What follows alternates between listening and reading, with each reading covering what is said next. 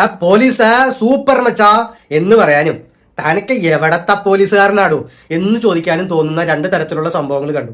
അപ്പൊ അതൊന്ന് നിങ്ങളിലേക്ക് എത്തിക്കാന്ന് വിചാരിച്ചിട്ടാ. ഒന്ന് ഇതേ കണ്ടോ, ഒരാൾ നമ്മുടെ പുലിനെ പോലെ ഇരിക്കുക.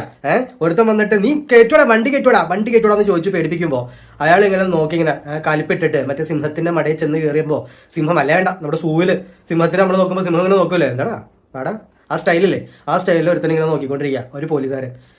കുറച്ചു നേരം നോക്കി കഴിഞ്ഞപ്പോഴത്തേക്കും കേസുകാരന്റെ കയ്യിൽ നിന്ന് പോയി. പുള്ളി കൂടുതൽ ഇനി സംസാരിച്ചാൽ മോത്തിട്ട് തേമ്പ് കൊള്ളൂ എന്നൊരു പേടിയായിട്ടാന്ന് തോന്നുന്നു പുള്ളി ഇറങ്ങി അങ്ങ് പോയി.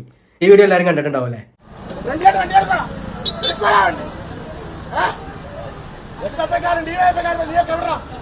പക്ഷേ ഇതേ സമയം തന്നെ കഴിഞ്ഞ ദിവസം രണ്ടു മൂന്ന് കുട്ടികൾ എന്ന് പറയാൻ പറ്റില്ല, രണ്ടു മൂന്ന് പിള്ളേര് അവന്മാര്, അതായത് യൂത്ത് പിള്ളേര്, അവന്മാര് ബാറിൽ പോയിരുന്ന് കള്ളു കുടിച്ചിരുന്നെങ്കിൽ ഇത്രയും കുഴപ്പമുണ്ടാവില്ലാന്ന് തോന്നുന്നു. ഇവന്മാര് എന്ത് ചെയ്തെന്ന് വെച്ച് കഴിഞ്ഞാൽ പോയി തട്ടുകടയിൽ പോയി ചായ കുടിച്ചു. ഇവിടെ നിന്ന് കരഞ്ഞാ പോയിട്ടുള്ളൂ എല്ലാവരും, ഞങ്ങളുടെ സ്റ്റേഷനിൽ നിന്ന് കരഞ്ഞാ പോയിട്ടുള്ളൂ. നിന്റെ അച്ഛനും എല്ലാവരും തല്ലണ്ട, ആരും തല്ലണ്ട, ഞങ്ങള് തല്ലണ്ട.